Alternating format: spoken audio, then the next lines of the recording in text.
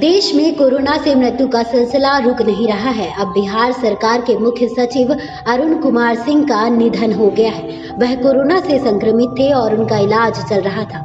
उनके निधन पर मुख्यमंत्री नीतीश ने शोक जताया है। इससे पहले स्वास्थ्य विभाग में अतिरिक्त सचिव रविशंकर चौधरी का कोरोना से निधन हो गया था। 1985 बैच के IAS अधिकारी रहे अरुण कुमार सिंह मुख्य सचिव से पहले बिहार के विकास आयुक्त थे।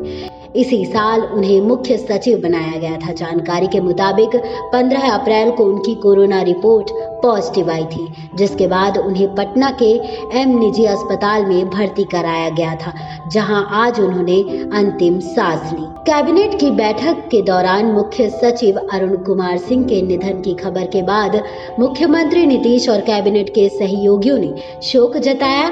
बिहार IAS एसोसिएशन ने भी मुख्य सचिव अरुण कुमार सिंह के निधन पर शोक जताया है। एसोसिएशन ने ट्वीट करके कहा, वह बिहार में कोरोना के खिलाफ लड़ाई की अगुवाई कर रहे थे और उन्होंने बड़ा बलिदान दिया है। हमारी संवेदना उनके परिवार के साथ है। कोरोना की वजह से अभी तक बिहार के कई अफसरों की मृत्यु हो चुकी है। एक हफ्ते पहले ही स्वास्थ्य विभाग में अतिरिक्त सचिव रविशंकर चौधरी का निधन हो गया था।